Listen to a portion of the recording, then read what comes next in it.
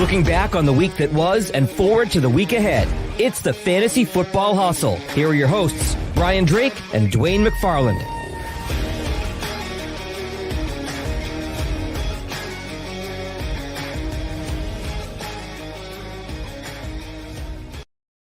All across the fantasy universe, welcome in and welcome back, Dwain McFarland, to the Fantasy Football Hustle, powered by PFF. Thanks to those good folks over at Pro Football Focus for helping us out and giving us all that good data. And Dwain, I don't know if you noticed or not, but we did a show last week and you weren't here. It's the first time we've done a show that wasn't a DFS show that you weren't a part of. And people were beating me up. They're going, "Where's Dwain? Did he run off and join the circus? Where the hell were you?" And more importantly, welcome back. Thanks, man. No, I really wish I could have joined. It was an awesome topic. I know it's something that, you and I have talked about before, and just, the role of women in sports and, just what that means, right? And breaking those barriers down. And I think there's a lot of really cool stuff going on. So I thought you did a great job with it. I wish I could have been there. I was actually in Tennessee. I was in Nashville. So the company I work for, there was a big event. This is actually the first event. I'm in healthcare. So this was the first event that we've really traveled for, period, since COVID started. So sure. Since last March. So it was interesting to get out there and get to see people. But it was cool being in Tennessee. I took my wife. And so it was our anniversary.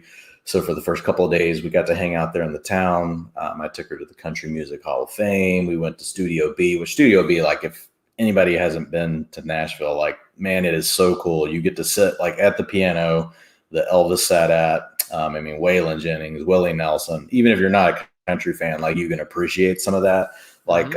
Fats Domino sat at that piano. It's just so many awesome, recording artists came through there, over 1,000 hits out of that one studio. But essentially whenever Elvis came up through Sun Records and then RCA got him to sign the first album, Heartbreak Hotel, which immediately, went number one on Billboard, they recorded in a church in Tennessee. And then, so basically the guys there that were running the show for RCA were like, "Guys, we got to do a studio." They still wouldn't do it. So they had to get investor money. From a local guy in town that had some money. And so it was the best decision they ever made. So Elvis recorded 250 of his songs. So not everything he did, but a ton of stuff. So when you get to stand somewhere where you're like, wow, this is where these people stood, and they've got, you can actually see where they wrote some of these songs, the scratch pad, where they're like, "Oh, that line sucks." And they scratch it out. And then below it, they're writing in, a better line.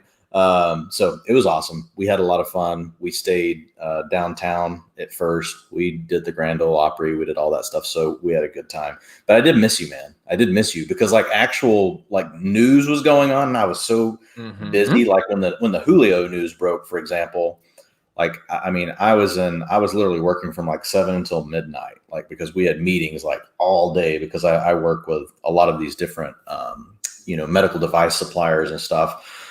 And man, I haven't got to see a lot of them, haven't got to meet a lot of these people that I work with face to face. And so, we had meetings all day, and then we had dinners, then we had, cocktails at the bar. So, it was people are it's funny because people that know that I like sports, "Hey man, what do you think about the Julio trade?" And I'm the Julio trade, I'm dead, man. I was so out of it. But yeah, man, it's good to be back. It's good mini camps, man. We didn't get mini camps last year. So this feels weird. It feels like a Christmas present, right? I know. We're actually going to be giving some early Christmas presents away here on the Hustle, because as Elvis recorded, whatever Dwayne said, 250 hits in that studio, our little studios here have now, as of today, recorded 99 episodes of the Hustle. So to celebrate next week's 100th episode of the Fantasy Football Hustle, we are going to be giving away some swag thanks to our pals at Viridian Global. We have some t-shirts, hats, and good stuff set aside. So if you want to win some Hustle gear, here's how you got to do it. Go on Twitter. You got to follow me at Drake Fantasy. Got to follow Dwain. Who doesn't? At Dwain McFarland. Got to follow his show account at FF Hustle. Go to that FF Hustle. Screenshot your page from YouTube showing that you subscribe to our Fantasy Football Hustle YouTube account. Just send it over to FF Hustle. We're going to pick a winner next week, give away some swag. It's going to be awesome. And if you are out of town, you can't listen to the Hustle. What you should be doing here in the pre-draft season is going over to pff.com, using our promo code HUSTLE, getting 25% off, getting access to the utilization report, all the locked articles, all the player profiles. It's all there at pff.com. We're so happy to be under the umbrella of the Pro Football Focus family, Dwain, and we can save people 25%. I mean, what are we doing here, folks? You want money for hot dogs, for White Claws, for whatever you're doing this summer on a vacation. Save a few bucks. Use promo code HUSTLE at pff.com. I can't believe this is. I can't believe we're coming up on show 100. It's like, awesome. I remember like our second episode. We had like 3 people listen to it, maybe, and I think 2 of them were you and me, going back and listening, to critique it. But I think like in our second, it was either our second or our third episode, like literally like my whole computer crashed. Remember that? And I just had to keep talking. Right? I was offline, and I couldn't get my computer to work, so I just had to figure out how to and we were using we weren't using StreamYard back then. I think we were using Google or something. Yeah, it was like Google Hangouts. Yeah, Google Hangouts. That's what it was. And so I got it to work on my phone, but it took me like 5 minutes to get back on. So you literally had to just fill all of that time, which you're an expert. Like you did a fine job at it. But I just remember thinking, wow, I got to like figure the technology part out. And I still live out in the country. I know sometimes my camera gets grainy, and Drake gives me a hard time about it because like the cow across the street like stepped on, the fiber optics or whatever. So I apologize for that. But it's crazy, man, to think that we're coming up on 100 episodes. I know. It's like when I stop and think about it, I'm like, man, like we've really done that many episodes. That's a lot. I get jealous when I hear Levitan and Silva open their show, and they've done so many, and they're like, hey, we're on episode 370 of their fantastic podcast. And I'm like, well, it's cool. We're just cruising along. We're doing our thing here. We're like a fine wine. We age. You got to put us in the cellar. Next week, come back, check on us, maybe turn the bottle a little bit, and get ready to pop the cork. And we're going to pop things open here on the Hustle. Dwain was in Tennessee, and apparently some news went down there because they got a new wide receiver. His name, Julio Jones. So A.J. Brown, Dwain, was poised to be the target monster in Tennessee. Everyone's talking it's wide receiver 1 season for A.J. Brown. Now Julio Jones is here. So I ask you, as we do this news or nonsense episode, can A.J. Brown eclipse his career best 70 receptions, which he set last year, with Julio's addition? And does this drop him now maybe from a wide receiver 1 down to a wide receiver 2? We got a lot to unpack here because we haven't talked about it yet with Tannehill, with Derrick Henry. So I open the floor to you. Let's talk Tennessee Titans. Yeah, I mean, I think it's still feasible, right, that A.J. Brown, could top that number. I think, they just need more volume. Right. So it's an offense that if they can, right, they want to stay really balanced. They still want to run the ball a lot. They want to use play action, set everything up. So really it's an offense that operates more off of efficiency, right, versus volume, which is where Julio is coming from in Atlanta, at least the way the Atlanta offense ran last year. There's all sorts of connections here, right? Because now you got Art Smith, the former offensive coordinator of the Titans, is actually over with the Falcons. So we'll talk about Calvin Ridley in a second. But I think with A.J. Brown, this does hurt. I was thinking, he's probably he was top 5 for sure, but had potential to be a top 3 fantasy wideout, and that could still happen. I just think it's going to be harder. I think he needs more things to break his way now, right? He's going to need the defense to play bad. He's going to need them to open it up and throw the ball more often, than what they did last year. Like if you look at them last year, their percentage pass plays, so it means they drop back to pass, right? It could have ended up being a scramble or a throwaway or whatever, but 52.3% of the time for passing, which was bottom 5 in the league.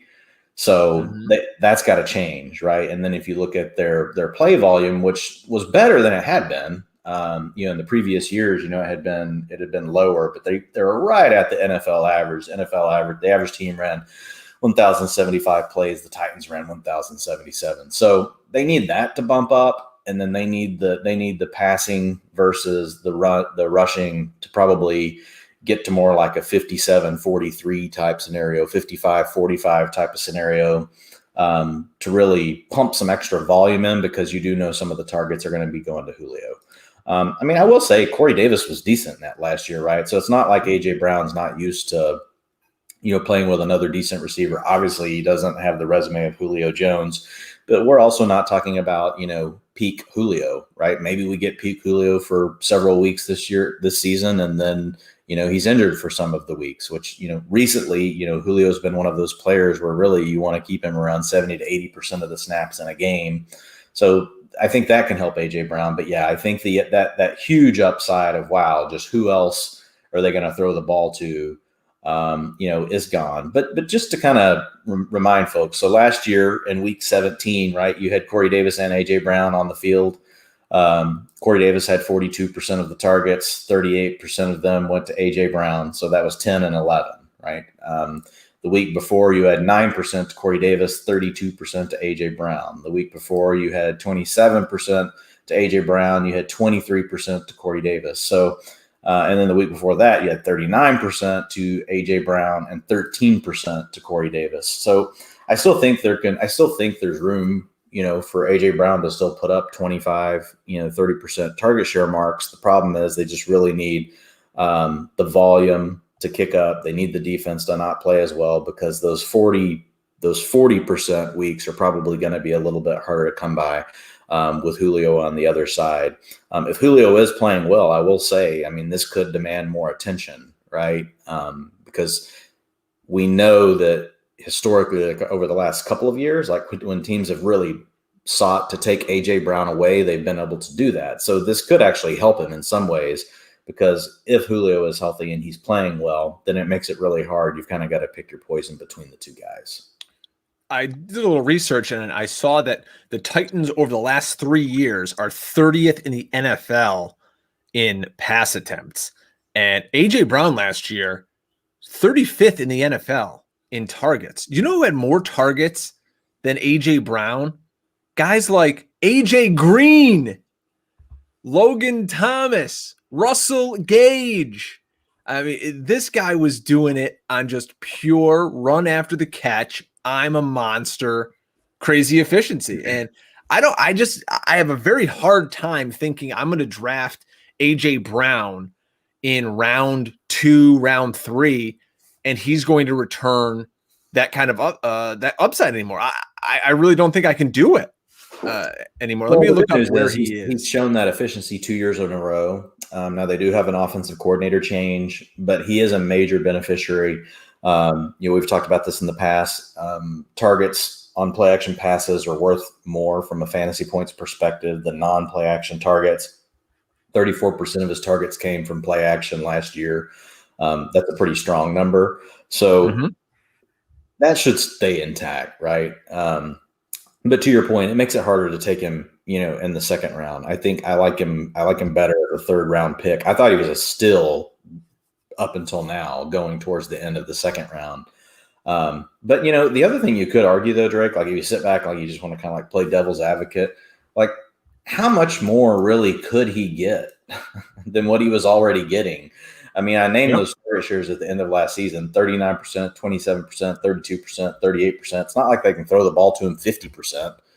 Honestly, I think the key to unlocking more for AJ Brown actually may have already been what we just talked about. Need that defense to play worse. You need, Mike Vrabel to loosen up a little bit. We know he's a defensive-minded coach. A lot of times, they want to play a certain way, right? Keep the games close. Just don't want to lose the game, right? And then try to win it at the end. So we'll have to see, what happens from that perspective. But I still think there's room for AJ Brown to be a wide receiver 1. He's a lock as a wide receiver 2. But like, would I be surprised if we get to the end of the year and he's wide receiver 8? I wouldn't be surprised at all. Julio's going off the board in best ball 10s right now as wide receiver 18. I'm not sure how much has shifted lately, but he's a player. Obviously, if his best ball ADP is 43, he's going in the first 5 rounds of a draft. With him now moving to Tennessee, he's really never been much of a touchdown guy. What's your interest in Julio Jones now with this change of scenery? Yeah, for Julio, this is a bigger hit, really, for me against him, right? He's going from a team that ran 700 or dropped back to pass 724 times last year versus 563 for Tennessee. So Tennessee's going to try to continue to play that game. So now he's going to be just like last year where he was sharing targets with Calvin Ridley. He's going to be sharing those targets with A.J. Brown. He's probably going to be second, right? I think A.J. Brown will be the lead target in the offense. He's already got that rapport with Ryan Tannehill, and he's already shown that he can do it, right? And Julio, I still think can play really well. But, A.J. Brown's coming right into his prime right now. Mm-hmm. And so I think this is going to be problematic for Julio because I think the volumes, he's not going to get near as much volume. So if you look at Corey Davis, last year, Drake, and you look at, what he had, I think, he'll have something. He could get a few more targets than that because you've got Jonnu Smith gone now. Anthony Firkser could, demand, some more targets as well. But I think it really could. I think this hurts Firkser. It probably really just becomes the A.J. Brown, Julio Jones show, with A.J. Brown being the clear number 1, Julio being the 2. But it does scare me, with the volume dropping. Now, who knows? Maybe they open things up now that they have Julio Jones if he's healthy. We've seen coaches, stick to a certain type of plan, for a long time, and all of a sudden they'll flip the switch and change. But typically, I'm going to lean more towards, the way that the coach, has handled it in the past. And with Mike Vrabel, we know that he's really wanted to play it a bit more conservative, wants to run the ball as much or more than any other team in the NFL. And he's not necessarily a quick tempo guy. So for me with Julio, this definitely hurts because he's going to have to live on efficiency too now. And he's just not the same athlete, right, that he was 4 or 5 years ago where he probably could have pulled this off.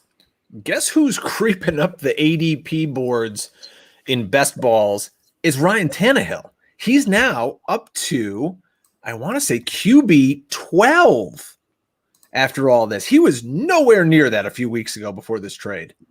Now Tannehill creeping on up. Look at this guy. He threw 33 touchdowns last year. Oh, and by the way, I want to say, didn't he run for 7? He had 40 total touchdowns. Now, I don't know if he can repeat that. That seems like a major regression.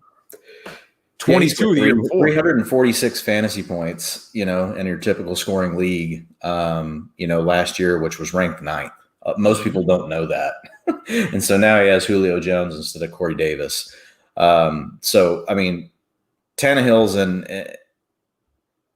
he's in good shape. We talked about him actually on our show last year, as being a quarterback that you could take late.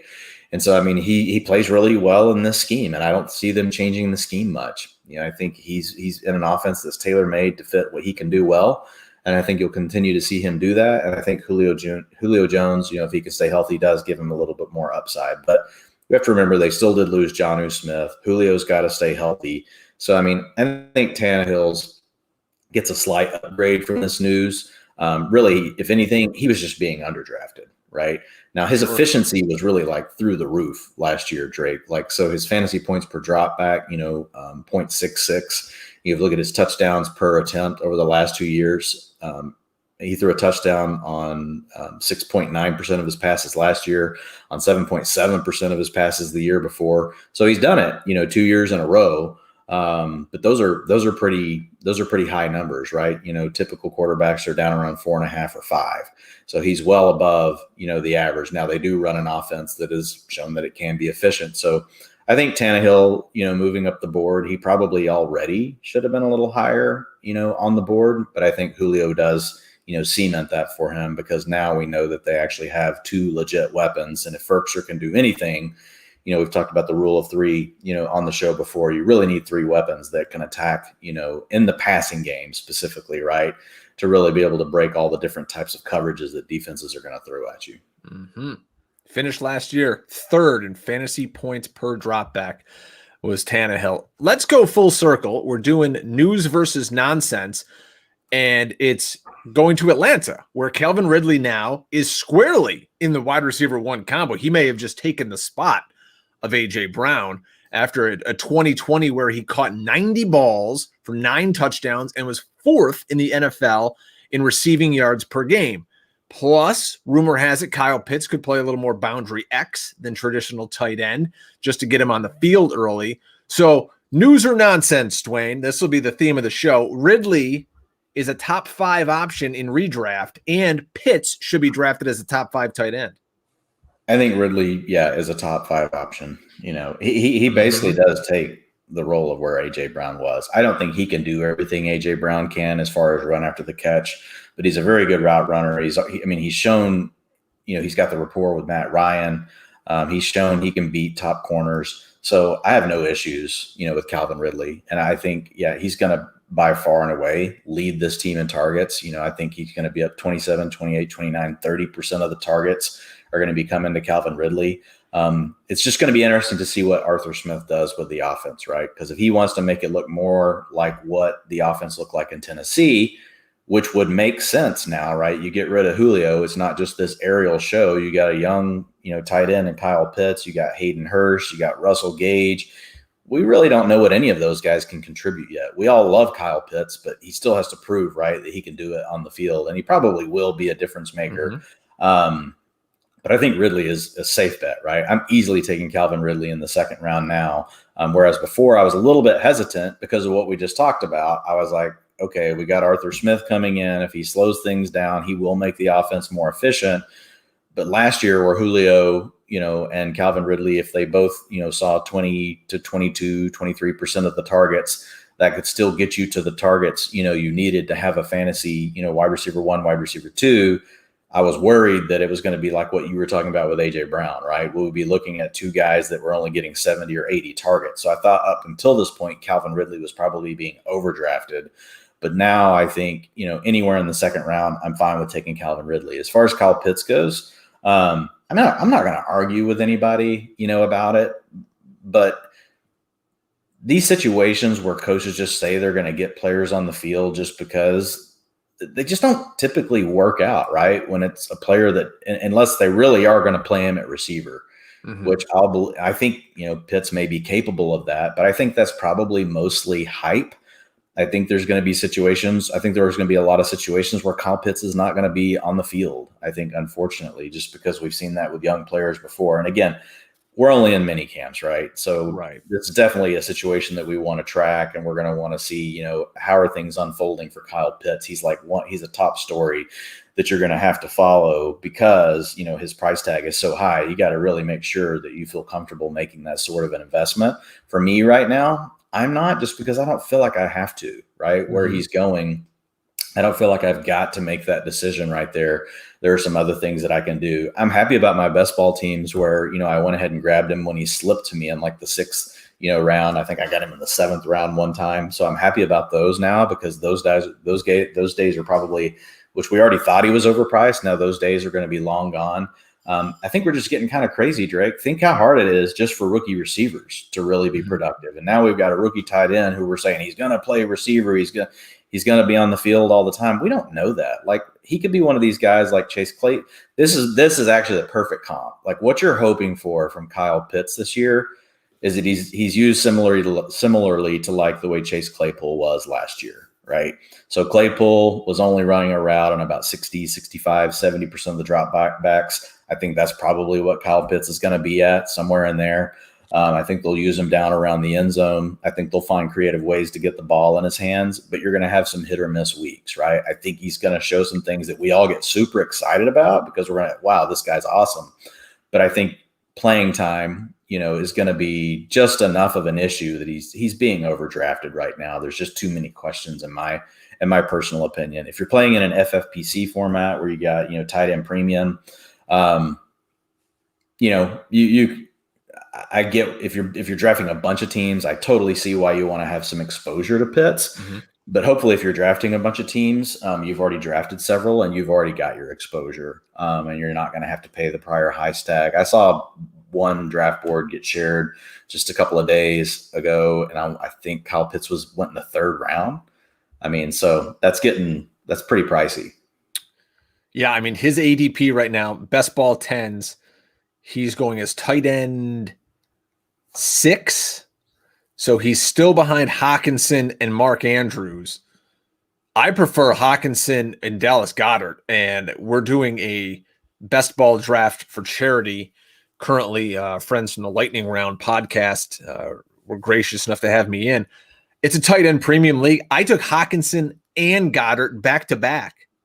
I mean, I think those guys are going to be the top targets on their team. Basically belongs in the conversation with Goddard, right? At least until Zach Ertz is gone. Then Goddard moves up, which it's most likely Ertz will be gone. You know, I know that your belief is that that's going to happen. But until that happens, right, he and Pitts are kind of in a similar, situation. But Hawkinson, I think, definitely still should be going ahead, in my opinion, right, of Kyle Pitts. So we're talking news or nonsense, and it's OTAs. And what people need to realize is when you see all this media hubbub come out about OTAs, these reporters can stay for like 10 minutes of practice. They're not sitting there and watching every rep and seeing everything that goes on. They barely can get close to these guys to ask them a question. This season, they're not even going to be allowed in the locker room after the games. So you have to take a lot of this OTA stuff with a grain of salt, and that's why we're trying to dissect it tonight. And one of the big things that you're going to read about on Twitter is the hype and love for the Jets rookie Elijah Moore. That's part and parcel because the Jets just yesterday renegotiated Jamison Crowder's contract down from what was supposed to be $10 million, maybe around about $4 or $5 million now to keep him in the fold for this year. So we've got guys like our buddy Matt Waldman. He's even hyping new Jet Keelan Cole. So I ask you, Mr. McFarland, news or nonsense on Cole and Moore becoming the focal points of the Jets offense? I'm even reading today that second round pick from last year, Denzel Mims, didn't get any run with the first team in OTAs so far. So a lot to unpack here with our buddies, the New York Jets. Yeah, I think number one, the Jets have a rookie quarterback, right? They're installing a new system, which I do think, could be efficient. It's really based off of, the Kyle Shanahan, Sean McVay type offense. I think we're going to have to see what Mike LaFleur decides to do, right? Is he going to utilize like the talent he has and run more 11 personnel like McVay, or is he going to use more 12 and 21 type personnel, more like in the traditional Kyle Shanahan, like his dad, Mike Shanahan's offense, right? They both use a lot of play action, both use a lot of wide zone. It's just, one prefers 11 personnel, the other uses more 12 and 21. So it is interesting that Jamison Crowder took a pay cut because really the Jets have quite a bit of cap space. So it wasn't a matter of needing this room. So it is, I do believe that that's newsworthy. But I mean, Crowder has really just, been a guy that's overperformed, right, from expectations really everywhere he's been. So I think it's going to be kind of hard, right, for Elijah Moore to shake him. I think the more interesting news is that Denzel Mims didn't get any first team reps, right, at minicamp. And again, to your point, it's just minicamp. But if I think of it from a perspective of if they're going to run more that, the Shanahan style offense, and you think about the Brandon Ayuk's, the Deebo Samuel, and you want to just quickly get the ball into the hands, of the playmaker, because I think Corey Davis is going to be more, right, he's going to be the possession guy, right? He's going to be running more of the route tree. And then you could potentially have Elijah Moore serving as like that Ayuk, Deebo Samuel, right, type of weapon. Even though he's not exactly from that mold, they do envision him as a playmaker. They can move around. They can use him on the jet sweeps and things like that. So if we find out, right, that Elijah Moore is going to be on the field consistently, right, and 12 and 21 type personnel, I think there could be something to this. The thing you have to temper it with, though, is again, it's a rookie quarterback, right? It is still a new scheme. It's still the Jets, right? They have a lot to prove. This offense could still be one of the worst in the league, right? it could become, a middle of the pack offense. I think it has within the range of outcomes, because it is an offense that's going to use a lot of play action. It's going to do a lot of things to help out the quarterback. I think it could become a middle of the pack type offense, but more than likely, it's still a bottom third, right, of the league offense. And so, having said all that, I don't know that there's too much to get excited about, but I definitely think it is the story to track. We want to find out, okay, do we think they're going to use more 11 or more 21 and 12 type groupings? Because if they're going to mix it up, use some 11, use some 12, some 21, that's going to kill the value of whoever the slot receiver is. Basically, right? They're not going to be on the field enough, to be used. Think of it like Adam Humphries. That's what happened to him in Tennessee. He left a scenario where, they were running 11 personnel all the time. So he was out there all the time as a slot receiver, and he could have some of those big weeks with the Bucks. Then when he went to Tennessee, they would have weeks where they wouldn't even use 11 personnel hardly. And so that could become the issue with the Jets. So what you need to hear is that Elijah Moore is winning a role to play outside, and he's probably battling with Denzel Mims for that. Jamison Crowder is a slot receiver. So I don't see him working outside. But all of a sudden, if you hear, Elijah Moore's battling Crowder for the slot spot, unless we know that they're going to run a lot of 11 personnel, that's going to be problematic anyway. And he could just be rotating, right, with Crowder. And so that's not going to be something that you're going to really want to be a part of. A rotational situation on an offense is going to be a bottom third of the league offense. So for me, it is a story to track, but it's not something that I'm getting super excited about.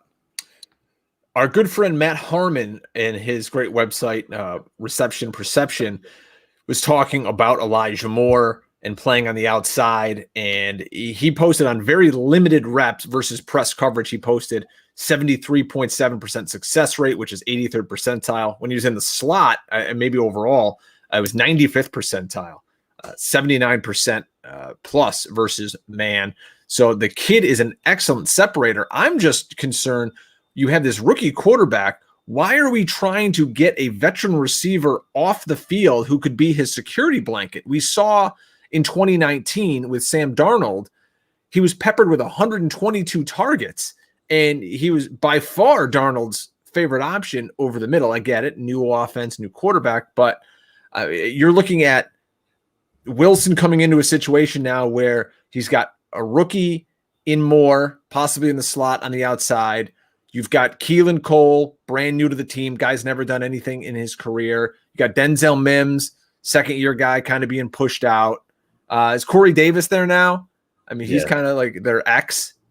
Yeah, he'll be the possession guy. He'll be on the field all the time. The question is, who's the other receiver that's going to be on the field in 12 and 21? Yeah, the slot receiver is going to be really iffy just because of the style of offense they're going to run, unless we find out that they're just really going to run more 11 personnel and run that McVay style, right, of the offense. And that it's totally plausible, Drake, because really, like, it's not like they don't even have a fullback on their roster. They're having to turn Trevin Wesco into, more of that hybrid kind of Kyle Juszczyk type of option. I saw you tweeting about him. Yeah, so I mean, if he can step up and become that, and if they don't sign, if they sign someone else, and then we see that we do believe they're going to use more 12 and 21, then you just don't really want to own, the slot receiver on a bottom third offense on a player that may not even be on the field in some game scripts. And then if they are on the field, they could be splitting time with another player. You really want to hear that Elijah Moore is winning the battle to play outside. Now, remember, this scheme creates a ton of underneath throws. I don't think there was not a team last year that had a lower ADOT or created more big plays off of low ADOT throws than the 49ers, right? And that's where Mike LaFleur is coming from. So I fully expect him to use a lot of those screens, a lot of those quick hitting passes, a lot of those passes that aren't really passes, the little shovel type pass, or just, where the receiver's running across, the formation in a jet, and it's just it's a forward handoff. It all it is, but it counts as a pass and a reception. So good luck. I mean, that's good for you, for the PPR people. But essentially it's a handoff, right? And so I think I think that's the way they envision using Elijah Moore. I think that's why they drafted him there. And I think so it's the battle with Mims, for that outside role. If Elijah Moore wins that, then I think he's worth a late round dart in deeper leagues. In our chat, and we love having guys come into our chat room here on YouTube, kind of leads us into our next team, which is the Kansas City Chiefs. And I'm not even going to try to pronounce this gentleman's last name, but his first name is Vinco.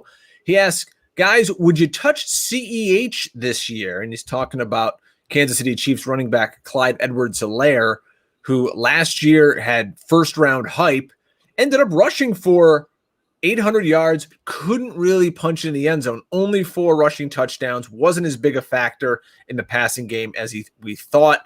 So really, you want to talk post-hype sleeper, Dwain, CEH is all over it. What are your thoughts on him going into 2021? Yeah, I'm loving Clyde Edwards-Helaire. I think this is one of those things where it's recency bias, right? Mm-hmm. Jonathan Taylor is going to have to deal with Nyheim Hines. He's going to have to deal with Marlon Mack, and everybody just dismisses it, right? Because Marlon Mack got hurt. And then there were some great game scripts down the stretch where they were able to lean on Jonathan Taylor in a similar way that the Titans would lean on, Derrick Henry. And that's the path to value for Jonathan Taylor. They need their team to turn into more of a copycat, right, of what Tennessee does and really run the ball way more. And I don't know if that's what you're going to see from their offense. Nyheim Hines is going to have a role in that offense. But Clyde Edwards-Helaire, on the other hand, he just has Darrell Williams really to deal with. Damian Williams is gone. Le'Veon Bell is gone and apparently doesn't like Andy Reid. Thanks, Le'Veon Bell. What are you even talking about? Who wouldn't want to play for Andy Reid, right? So when I look at Clyde Edwards-Helaire, I think there's a ton of upside here, right? Because he could take over more of the long down and distance, role, which he didn't have last year. He could take on more of that 2-minute work. And it's the Chiefs offense, man. They're going to score a ton of points. I'm all over Clyde Edwards-Helaire, especially when he comes around the turn to you, right, in the 3rd round. I think Clyde Edwards-Helaire is a player that's going to be on a lot, right, of my teams, depending on where my draft, slots, end up landing. But if I've got, quite a few teams where I'm getting to the draft up like in that top 3 or 4, Edwards-Helaire is going to be, on a lot of my teams. He was a top 25 running back last year in PPR in only 13 games. He finished ahead of guys such as Miles Sanders, Austin Eckler. These guys didn't play a ton of games, but Myles Gaskin. So if he can punch it into the end zone, holy moly, you're going to see people really getting hyped up. Like, oh, wow, I got this steal on Clyde Edwards-Helaire, but it's a passing team. We want to make sure he's getting work in the passing game too. We got another question here.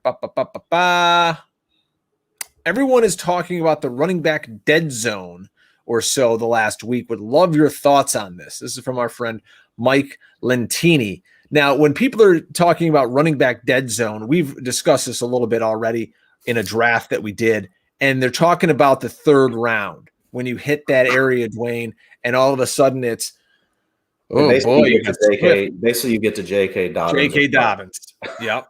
And what do you do now? And the answer is you draft wide receivers. You draft a tight end. You draft a quarterback. Hopefully you've got a running back. And I honestly think that's part of why, even with Kyle Pitts and some of these other things we're seeing, right, some of those players go right there in that range. A lot of times the other thing you'll see when it gets there, if they're, if somebody like a Josh Allen is still on the board, you'll see players, take Josh Allen, right? Because typically, Mahomes is usually gone in most leagues by that spot. Now, sometimes he will slide back down into that range, so especially if somebody took Tyreek early, they're obviously going to take Mahomes there and pair that thing up, or if they got Kelsey.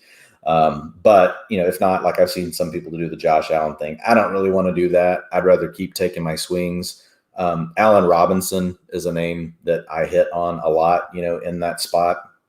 But yeah, we've really talked about it already. It's just a situation where, you've got to make sure that you're planning ahead and you've really thought through it. The last thing you want to do is panic, on the clock. So if your plan is, if that happens, you're just going to pivot, right, and take, a tight end, or maybe it's that you're going to go quarterback or whatever the case may be. I think any one of those things is a viable way to win. I'm going to be taking, receivers. A guy that I'm warming to a little bit, over the last, week or so. And I haven't had a chance to, obviously I've been super busy with work, but just reading a lot of the stuff, from really smart people and looking at other people's projections and things that are coming out. I'm warming a little bit, to Amari Cooper, and CeeDee Lamb in that Homer. range. Well, it's just really, it's more about, the pace. If you look at where they were going with Dak last year, now they jumped out to huge deficits, right? Pretty much every single game. And so the whole game was comeback mode. It wasn't just that they were running this super high tempo offense, right? They were falling behind early. So that's the one thing I worry about, right? They could try to rein things in a little bit, but I do think that it's going to be Amari Cooper and CeeDee Lamb. I think Michael Gallup is more he's going to be the third guy, right? But I think, Cooper, he was on pace before Dak got hurt to have a really huge season. So even if I think I can pick up a player like Cooper, and I think he's going to have 80, 85 catches, somewhere in that range, right? 1,100 yards, he's got 6-7 touchdowns in him, and he could get, one of those lucky years where he scores 10 touchdowns, that kind of thing. I think that's within his range of outcomes. So for me, I think there are plenty of receivers there that I'm willing to take. They're not as exciting because most of them are sharing time in some way, shape, or form. It's not like we have a certain receiver sliding where like, wow, they're going to get all the targets. I think Allen Robinson's really the guy that best fits that mold, right? He's the guy that could totally dominate all the targets on his team. But you do have Andy Dalton, and then you've got a rookie quarterback. So there are definitely questions in Chicago and how they're going to run their offense. And, we saw Andy Dalton last year in Dallas, right? That was not a good sight. Now some of that was offensive line woes, like the whole offensive line was hurt, right? It was, and it got off to a really rough start, and that just snowballed, on the Cowboys from an offensive line standpoint. So yeah, I typically don't shift gears to quarterback there, but I know some really good players that do. But I'm gonna take, to your point, the receivers. The other person I'm not afraid to take, like we say, the dead zone, like Chris Carson in the 4th round. I know it's not super sexy, but I like Chris Carson. I think he's going to be in line for 275. 260 carries, somewhere in that range. You can get him in the 4th round, as your RB2. I don't necessarily have an issue with that. If I could take Allen Robinson and then come back with Chris Carson, I think you can do something decent with that. You're also getting into the range if you're in a tight end premium coming back around in the 4th round where you could think about Hawkinson or something like that. Yeah, we were starting this conversation with Kansas City. That's where we went to CEH. And there's some news out of Kansas City OTAs right now that Byron Pringle is reportedly the apple of Patrick Mahomes' eye. There's no Sammy Watkins anymore. We've got Mecole Hardman, who's proven to kind of just be a backup. So, Dwain, news or nonsense, should we be looking at Byron Pringle, he of all 25 career catches in 2 years, as a potential sleeper wide receiver in this Kansas City offense? Yeah, Pringle's a guy that's, managed to hang around. He is a Matt Waldman favorite, so Matt's obviously a big friend of the show. We love his work. So I think as late as you get Pringle, I've drafted him several times in best balls, especially in the drafts where I took Mahomes, because he was basically free. And so he is a player that is under the radar, for a lot of folks, and he is starting to obviously he's getting noticed right now, basically because everybody's finally woke up and looked at the depth chart, right? And there's a lot of questions around Mecole Hardman, Demarcus Robinson. It's like we kind of know what he is. Byron Pringle's, and Hardman, are the two guys that it's like, okay, which one of these guys can really, step up and potentially do more? So Pringle is really good at run after the catch. You can do a lot of things with him around the line of scrimmage. So if you got him paired with somebody like a Tyre, and that's really how they use Sammy Watkins much more in that fashion versus what Sammy Watkins used to do in Buffalo, which, he ran a lot of deep routes back when he was, when Tyrod Taylor was flinging him the ball. But they would use Sammy a lot more on the intermediate and underneath stuff and depend on him for run after the catch. And so Byron Pringle has some of that to his game. What I worry about, though, Drake, with, the Kansas City receivers outside of Tyreek Hill, my guess is that it'll just be a rotation. It'll be Pringle, it'll be Robinson, it'll be Hardman. Who knows if somebody else can make their way into that mix. But I think all three of those guys are going to rotate in and out and then it'll just be Tyreek Hill, right, and Travis Kelce really on the field all the time. But having said that, it's one of these things where you say news or noise. Mm-hmm. It's all relevant, right? I mean, it's all relative to what's their draft price, as well. Oh, so Byron Pringle's, but he's basically free. So it's like, I'm not going to hate on anyone that takes Byron Pringle, at the end of a draft. I've done it multiple times already. And it can end up being nothing. But again, it's the Chiefs offense. And if Mahomes has one of these, we know Mahomes is going to have, another one of these huge years here, right, in the next couple of years. He had a really good year last year and even the year before. But, he's had, what we saw his rookie season, he's eventually going to have another year like that. So if that happens, like the third or fourth option on the team is going to be fantasy viable when that occurs. A Broncos reporter said in an interview that he believes Javonte Williams will be the Denver Week 1 starter. Now, he was on the record that Melvin Gordon would have a secondary role and likely play third downs and in the 2-minute drill, which, trust me, that's valuable because, Denver with this quarterback situation could be shaky. So some are speculating Gordon could even be released, which I'm not positive of because he carries a $6.5 million dead cap number.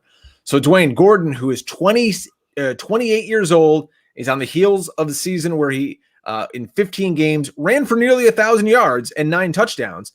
News or nonsense? We're writing the obituary for Melvin Gordon too soon. Yeah, right now I'm just going to say nonsense on this one. But, I could easily be wrong. We're just in minicamp, so this is kind of like that first kernel of information. Like if this, like the Sigmund Bloom thing, right? If you continue to hear the consistent drumbeat, like as we get truly into training camps, and then we get into some of the preseason games and we see that continue, then I'll be more worried. But I think right now, I just don't want to touch the Denver backfield, to be honest. But if I'm going to take one, I'm taking Gordon because he's going later. And my gut just says that he's at least going to split the backfield, if not slightly edge out, right? Williams. So, and I like Williams. I like Javonte Williams, but we know what this transition is like for rookie running backs. And remember last year, Drake, and I made so many people got so mad. But remember when I did that study of here are all the backs that have been taken in the first or second round that landed on a team that had guys that we considered washed, like old Frank Gore, and even names like that. If I named them, people wouldn't even remember who they are. But guess what? These rookies, it was super hard for them to overtake those backs. And Melvin Gordon is, he's not washed, right? No. He's still a decent back. So I think that this is nonsense. If he gets released, obviously that's huge, for Williams. But this is one of those things where I think reporters get paid to, sell headlines. You got to have something to say. And who knows? Maybe there's some inside information here. We got to get Cecil Lammey on the show and have him talk about Broncos. Yeah, if Cecil Lammey said it, I would be much more likely to believe it because he's nailed the CJ Anderson thing in the past. He called out that Monty Ball was not going to be the main guy back in the day and that no Sean Moreno was going to end up with more of a role. Like Cecil's nailed that backfield multiple times. That is a Broncos show. So, I'm still on board with Melvin Gordon. And I don't want to take Javonte Williams at his current price tag. I think it's too much. I think Melvin Gordon, is going to be tough, for Williams just to basically overcome. And even if Gordon just has the 2-minute offense and all the touches around the goal line, well, then what do we have in Javonte Williams? A first and second down back on an offense that may not be any good? Exactly. And by the way, what do coaches want to do with if they have to have Drew Lock out there who's young and inexperienced? You need somebody who can pass protect.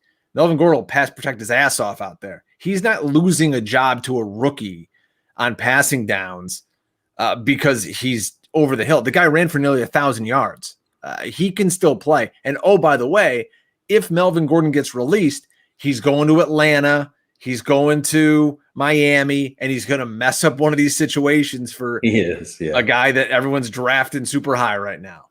I know a guy, Dwain, that you've been drafting high lately is Trey Sermon, and oh boy, handled first-team reps at 49ers OTAs because Raheem Mostert basically sat out as a precaution. We don't want to hear that, though. We want to hear Trey Sermon handled first-team reps.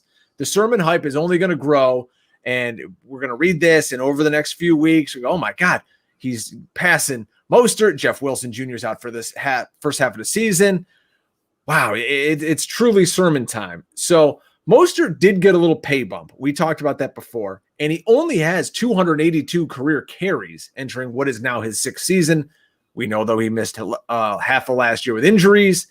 So news or noise, and I know where this is going already. Trey Sermon, the back to own in San Francisco. Well, I mean, just the fact that we've already been saying this, I guess, for a couple months. I mean, I guess it's news. Like, it's not noise. Like, I think this is something. Here's what the issue, right, is if Trey Sermon's price tag gets pushed up because of stories like this, right? Yeah. Just because somebody took first team reps, in the mini camp. Again, it's the first kernel of information. I know we're all excited about it, but like, we'll have to follow the story, into training camp, into the preseason games, all those things. I know some people say, hey, preseason doesn't matter. With some coaches, it matters less, than others. And this could end up just being a full on our running back by committee backfield, right? I think that's within the range of outcomes. But for me, Trey Sermon is at least going to force a committee. And I think within the range of outcomes is he just takes over the backfield because Mostert struggles to stay healthy, or just because he really is a good player, and he fits the scheme perfectly. This is a guy that they traded up for. They took him in the 3rd round. So I'm excited about Trey Sermon. I'm willing to take him really anywhere from the 6th round on. I'm just hoping that his price doesn't get pushed up past that, right? I don't want to have to spend a 4th round pick on Trey Sermon. Current ADP in best ball 10. He's running back 33, coming off as the about the 90th pick. Yeah, so like that's fine for me, right? Mm-hmm. But if he starts jumping up because of news like this, and we get more news like this at the beginning of training camp, and then all of a sudden he breaks off one long run in a preseason game in the 4th quarter, it could get out of control really soon. I'm just hoping that it doesn't. I'm hoping he can stay, down in that, 6, 7, 8 range. I love taking swings on Trey Sermon, in that range. And again, it comes back to roster construction and how you're planning, how the draft's going and how you're, planning on building out the rest of your roster, and also on the format of your league. But most of the formats I play in, Trey Sermon's a guy, and the way I've been building a lot of my teams, Trey Sermon is a guy that I've been targeting quite often. Let's stick with some rookies, and this just broke today, if you're listening to the show, and that is in Chicago. Matt Nagy, let me pull up the quote here, full quote. Andy is our starter, referring to Andy Dalton. Again, I can't predict anything. You know how it goes. There's so many things that can happen between today and week 1, but Andy is our starter and Justin is our number 2, and we're going to stick to this plan. Of course, he's talking about Justin Fields, who the Bears traded up to get in the draft. So nobody truly believes this, or they think, okay, he'll start week 1 and Fields will start week 2. I happen to believe this is just a coach trying to say something, the kid's got to earn it. They brought in Andy Dalton. They don't want to kind of piss on this veteran. They want to give him, a little bit of respect, I guess. And you're not going to come out and say, no, Fields, we're handing him the job. It's over week 1, even though we know that's probably what should and could happen. So in Chicago, what do you think here? News or nonsense? Andy Dalton's the starter week 1. Yeah, I don't care really. Allen Robinson's the only reason I care, because I own quite a bit of Allen Robinson. Andy Dalton could easily be the quarterback week 1, week 2, week 3. But at some point, right? At some point, he's going to lose the job. It's just a matter of when, and a part of that will probably depend on, how the Bears look, how does Andy play that first week? If he looks like he did, in Dallas last year, and again, a lot of that was due to offensive line woes. I don't see how he's going to be able to hold on to the job really very long. I think that's going to be problematic. And I think the other thing is Fields just gives you, if Fields is showing that conceptually he's understanding the game, I think he just gives you on an offense that I think, has really got one star, and it's Allen Robinson. We like David Montgomery, but we still have some questions. Cole Kmet, I know we'll probably talk about him in a minute. He's kind of, maybe has some upside. Darnell Mooney can be a field stretcher. He can be a guy you can get the ball to in space.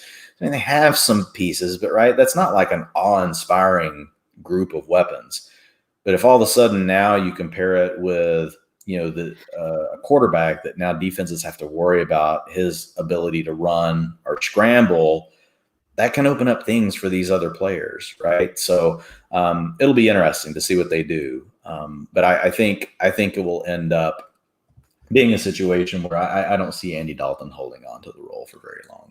And of course, buy the dip if it comes out that Andy Dalton is going to start, or that's just kind of the nonsense that they're putting out through training camp. If you're doing best ball drafts now, that's just going to suppress the value of Justin Fields, who has great second reaction ability, and he's going to be able to use his legs. And, we know he's got a strong arm. So it's a win-win for smart players. Just, you can get him on your roster and be ready to rock and roll and save a few rounds and stockpile some other guys.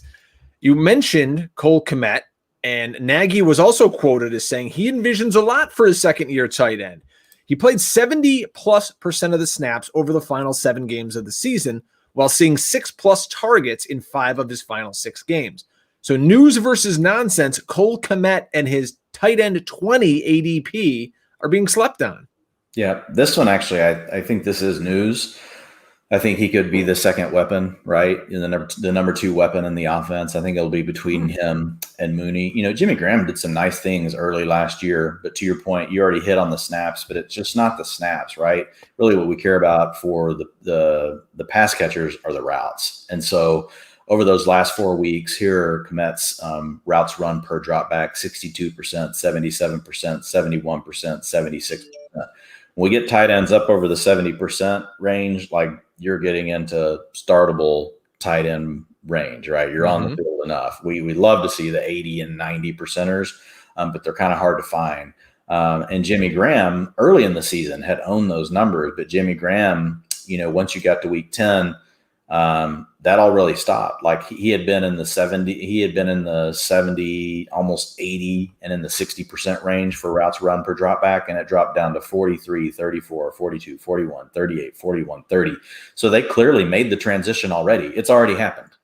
So all the coach is doing is reaffirming, right, what we actually already saw on the field. So that's actually a good thing to hear. And so if Kmet can just come out, as long as he retains that role and maybe he picks up a little bit more, maybe he could get up to like that 80%, Drake, being on the field 80% of the routes. Yeah, Cole Kmet could be, add him to that sleeper list to go along with, Ferkser and Troutman. Kmet's another guy that should probably be being thought of with some of those other sleeper tight ends.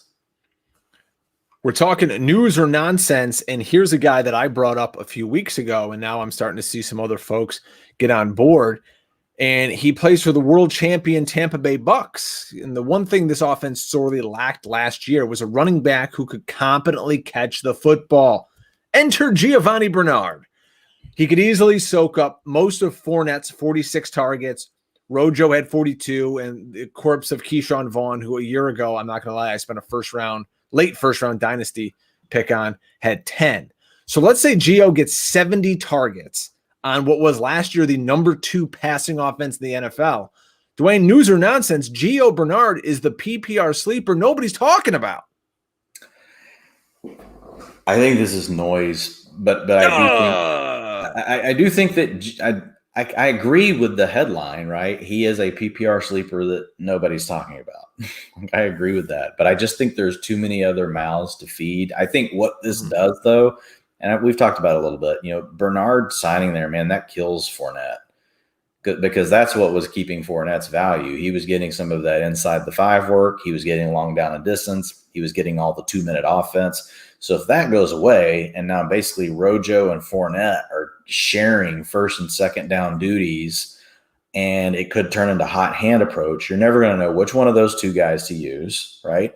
And then the third thing is you could land in those games where they believe the best way to attack the opposing defense, right, is just to spread them out the whole game. And then all of a sudden in that game, Gio may play half the snaps. Mm-hmm. And in that game, right, Gio could have the kind of week you're talking about where he has, the James White, right, kind of week where, he ends up sneaking a touchdown and rushing because Brady audibles inside the 10 based on the look he's getting, and he catches 5 or 6 balls for 50 or 60 yards and another touchdown, and he wins somebody a milli maker, right? I think it's just going to be hard to predict when that week is going to come. Mm-hmm. Gio signing here makes me want nothing to do. I'm not drafting any Bucks backs, period. I'm not drafting any of them. If I were to draft one, it would be the cheapest one, which would be Gio Bernard. But I just have other guys that I like better as kind of my sleeper, or even as my PPR, potential sleeper. The last thing we're going to talk about is a team that's getting a lot of buzz on social media. Between Laviska Shenault and DJ Chark, the love for the Jags wide receivers is through the roof lately, Dwayne. Everyone wants to plant their flag on somebody in this offense. That said, isn't it Urban Meyer's plan to pound the rock? I believe he has Darrell Bevell there as his OC. He's got a rookie QB. He wants this run-heavy approach. So news or nonsense, we're setting ourselves up for failure by reaching for the Jags wide receivers. I don't think – looking at the ADP, I don't think people are reaching, right? It could get to the point to where they are reaching. But, DJ Chark's probably one of my most owned players right now in best ball drafts. And the reason I like Chark is just because I know he can win at every level of the field. We've seen him win underneath. We've seen him work the intermediate area, and he can also stretch the field, right? So I do believe he's their most complete receiver, on their team, right? Having said that, Marvin Jones is no slouch, right? He's shown that he can do some nice things, and he's a very capable pro. Then you got Shenault. Chenault's the guy that right now I'm the most worried about, and I own him on a couple of dynasty teams just because, what are they going to do with Etienne? Shenault probably won't get to see as much work from the backfield or anything like that, so he's mostly going to be playing slot. And if they come out and all of a sudden they want to go heavy, well, that means Chenault's not on the field because it'd probably be Marvin Jones and DJ Chark. So Shenault is the guy that I was hoping I was going to get to be higher on, this season, but it just doesn't look like that's going to work out. But I have no issues with DJ Chark. And Marvin Jones I've seen you even draft him, right? He's going in the 11th, 12th, 13th round. So I don't really see an issue with that. But to your point about Urban Meyer, I think we don't really know for sure what he's gonna do. We know how he ran, what his offense looked like in college, and so we know that it's going to have some elements of that. But he's definitely talked about having some of the pro elements, right, that Darrell Bevell brings with him. Now, having said that, Darrell Bevell did operate under Pete Carroll, right, for many years, and really ran a more conservative offense that was based around the running game and using the quarterback in the running game. So are we going to see Darrell Bevell from back in his days early under Pete Carroll, or are we going to see Darrell Bevell last year he had with Russell Wilson before he got fired, and he kind of made Let Russ Cook popular before Let Russ Cook was ever really popular. People forget that Darrell Bevell did give that one season to Wilson where he did throw the ball a lot, and then they got more conservative, and then last year Schottenheimer opened things up, and now he's gone too. So I think this is definitely a story that I want to watch, in the preseason. I want to see, because I really don't know what they're going to do, with the offense. Everything I've read has just been kind of mixed. It sounds like Bevell's going to have input. Obviously, we know Urban Meyer's going to have his input. So we'll just have to see. But I like DJ Chark, and I think he's being underdrafted. I don't know if his ADP is going up, and I don't know if he's been given the specific stamp of approval by somebody, or if there's something that's, driving up his ADP. But he's the guy that I would want to own in their offense. All right. I said it was last, but our buddy Eric Hutchinson's asking a question here. And it is, will AB have a larger role in the Tampa Bay offense? Now, you remember Antonio Brown, who used to be the number one player in fantasy. He came over and played half the season for the Bucks. catching 45 balls on 62 targets. I see some people out on Twitter that are really thumping their chest for Antonio Brown. Like you said, a lot of mouths to feed, including Evans and Godwin. So where are you on AB this year with a full offseason and being indoctrinated into the game plan, from week one?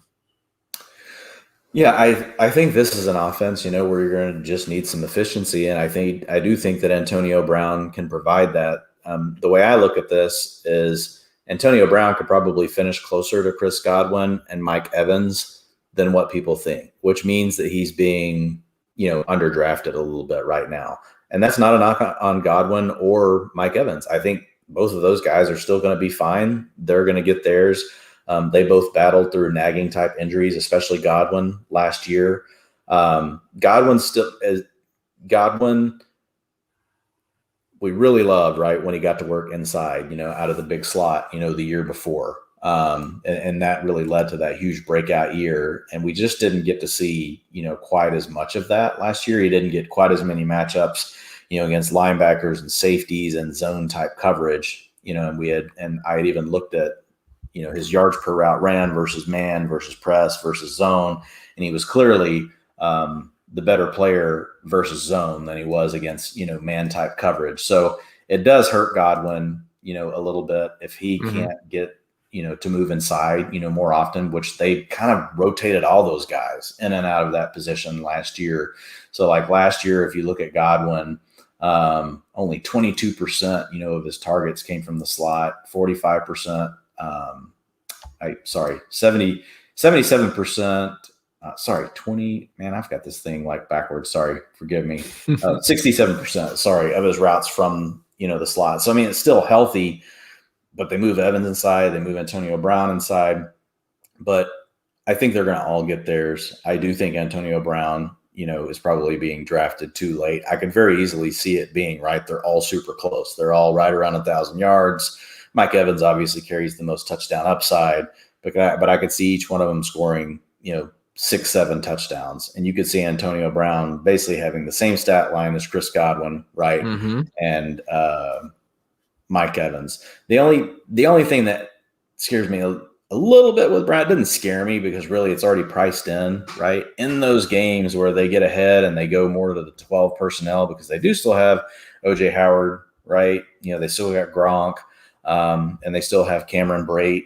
So it's like there's so many different things this offense can morph into. And if they end up in those games where there's only two receivers on the field, Antonio Brown is the guy that's most likely to come off. Now, he still will rotate in some. So those are the kind of games where you just have to watch out because his routes, per drop back, they fall in those particular contests where it works that way. And so you saw that last year with Brown. You saw just even over the last few weeks, of the season, he was at 91%, 67%, 54%, 76%. So he's not up in that 80, 90% range where you really want your true wide receiver 1, 2s, and 3s. He's a little bit below that, but I do think the offense is efficient enough. And I do think that Brady has shown that he does like Antonio Brown and he's willing to go to him with the ball. His targets per route ran is pretty healthy. So I tend to agree, with what folks are saying on Brown. Interesting stat here. Antonio Brown played 4 less games in 2020 than Chris Godwin. He had 4 fewer red zone targets. So he's getting the ball in money situations. Really, the guy you just want to buy is Mike Evans, 41 red zone targets last year. And I mean, that's just what we're looking for in fantasy football and turned it into 13 touchdowns. But good question there from Eric. We appreciate it. And we appreciate another thing that's really telling is just like looking at third down, right? 3rd and 4th down situations, right? And who's on the field and who's not. And really, that's where, you start to see the clear difference that Godwin and Evans are the 1 and 2. It's not Antonio Brown. In those situations, Brown had 83, 86%, 50%, 50%. So, I mean, there's these games where, he can become a non-factor, whereas Godwin, the lowest number he hit was in the 70% range on 3rd and 4th downs last year being on the field. Mike Evans had 1 week where it got down to 60%. But other than that, he was pretty much on the field 100%, right? Of those snaps. So his lowest week was actually 67%. So that Mike Evans almost never leaves the field. So that's another thing I like to look at, like, is who's on the field whenever you got to throw the ball, like that 3rd and 4th down and over 7 yards to go. And those are the percentages I just gave you. And so Brown is the guy that still ended up as the odd man out of those 3 more often than the others. Folks, that's going to put a wrap on double digits for us. The next time you see us, we're hitting the big 100, man. Show 100 coming up next week. It's exciting. We'll figure out something fun to do, to reminisce and to talk about. And who knows if anyone stops by and says hello. But we appreciate all you folks for hanging out with us. We appreciate Pro Football Focus for powering this episode. Of course, use our promo code HUSTLE to save 25%. And you can reference stats like Dwain and I were tonight on the show. Anything else, William, before we get out of here? No, man. No. I think this was great. Yeah, I'm looking forward to the 100. Looking forward to giving away some gear and jumping into some more news, jumping into some more draft strategy. It's like, once we hit this time of the year, it's like it just flies by. Like it's basically, fantasy season is really here now, like for us. It is, man. And when fantasy season's here, you can never get out hustled. Take it easy.